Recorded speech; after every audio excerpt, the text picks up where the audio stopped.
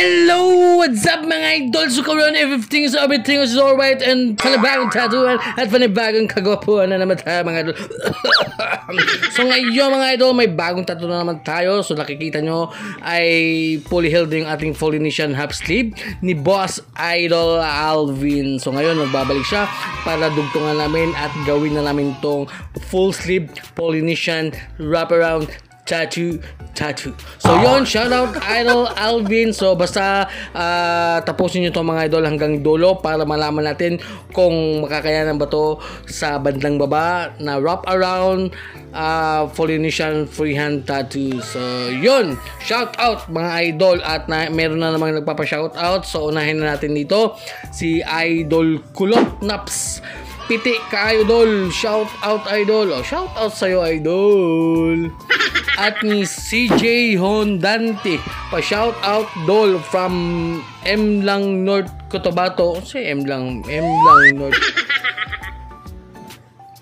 North. Basta shout out CJ Hondante. At ni Chris Nard, big shout out idol.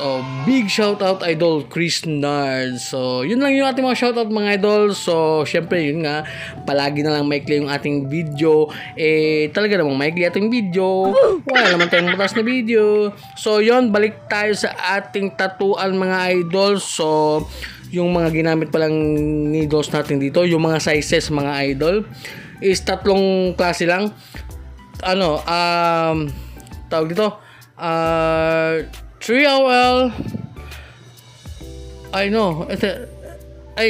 mali pala, 9RL, 9RS, 11M1 at saka 17RM. So apat pala mga idol. So nakalimutan ko, mali yung nabasa ko mga idol sa aking dito, kodigo.